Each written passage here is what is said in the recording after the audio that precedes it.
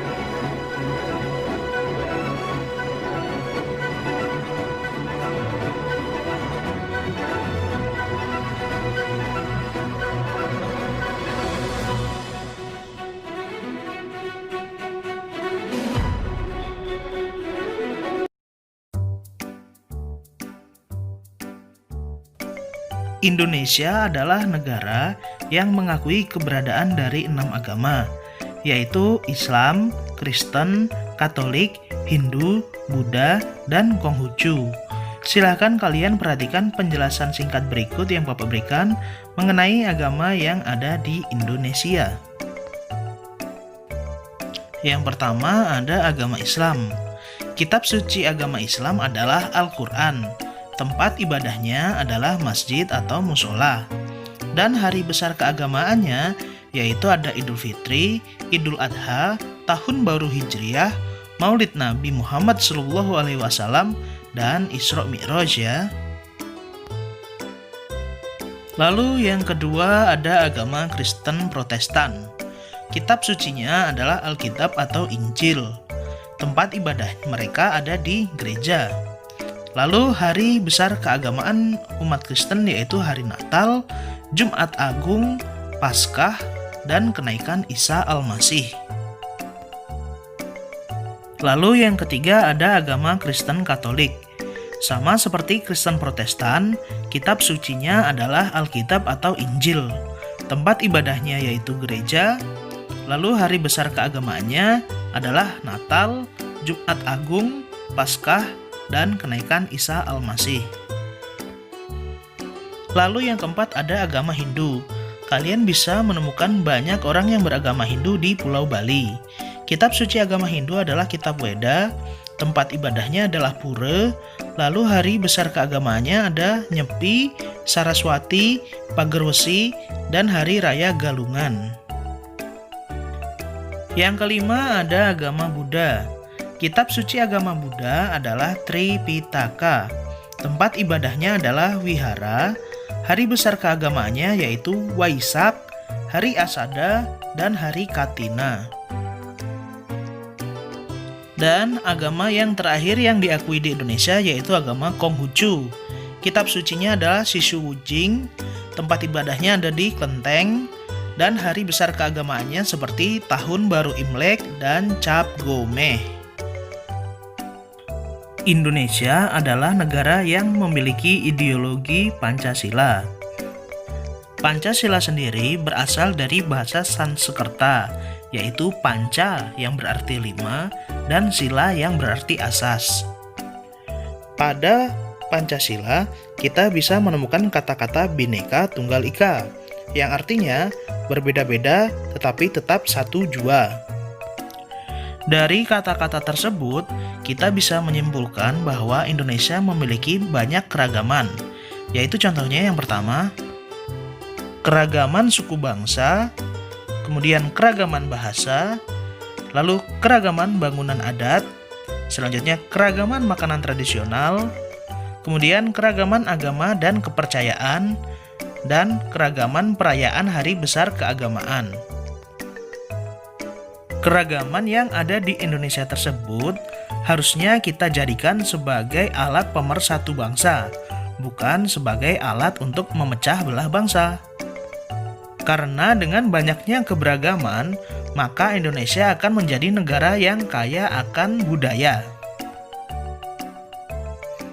Ya anak-anak, selanjutnya kita akan mempelajari mengenai perbedaan dari kolase, mozaik, dan montase. Sebelum kita mencari tahu perbedaan dari kolase, mozaik, dan montase, kita harus mengerti definisi atau arti dari ketiga pengertian kata tersebut ya. Yang pertama yaitu kolase. Kolase adalah karya seni tempel yang menggunakan berbagai macam paduan bahan yang ditempel pada permukaan gambar atau pola.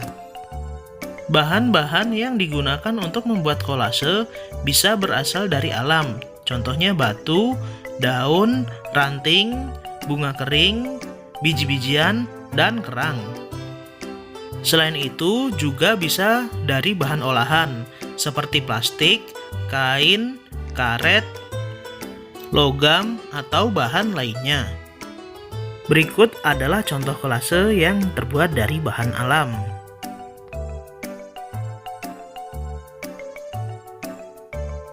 Yang kedua, mozaik. Mozaik adalah karya seni tempel yang mengkombinasikan kepingan atau potongan bahan yang disusun membentuk sesuai apa yang diinginkan. Potongan atau kepingan bahan tersebut bisa berupa potongan kertas, potongan keramik, potongan kaca, potongan kulit telur, dan masih banyak yang lainnya. Berikut ini adalah contoh karya seni mozaik.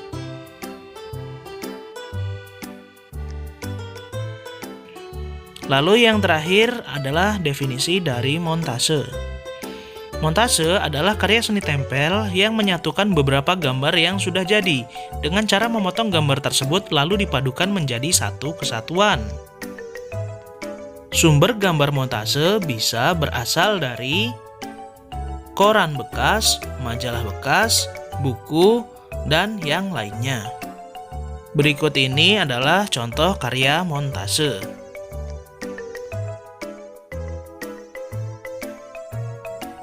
Nah, anak-anak, dari ketiga definisi tadi, maka kita bisa menemukan perbedaan dari kolase, mozaik, dan montase. Lalu apa sajakah perbedaannya? Ini dia. Kolase berasal dari bahan yang berbeda jenis. Mozaik berupa susunan kepingan bahan yang sama. Lalu montase berasal dari gambar yang sudah jadi. Selain perbedaan di samping, tentu saja ada persamaannya. Apa saja sih persamaan dari ketiga definisi tersebut? Ketiga-tiganya merupakan karya seni tempel 2 dimensi. Setelah kita mengetahui perbedaan dan persamaan dari kolase, mozaik, dan montase, selanjutnya kita harus melakukan apresiasi terhadap hasil karya seni. Apa sih yang dimaksud dengan apresiasi? Apresiasi merupakan penilaian terhadap karya seni melalui pendapat terhadap karya seni tersebut. Nah, anak-anak, mari kita melakukan apresiasi terhadap karya seni berikut ini. Kalian bisa memberikan pendapat seperti yang Bapak contohkan. Karya kolase ini bagus dan indah. Namun menurut saya kolase ini akan lebih baik jika ditambah dengan bunga-bunga kering. Begitulah cara untuk melakukan apresiasi terhadap hasil karya seni orang lain ataupun teman kalian. Cukup sekian video yang bisa Bapak berikan hari ini. Kurang lebihnya mohon maaf. Wassalamualaikum warahmatullahi wabarakatuh.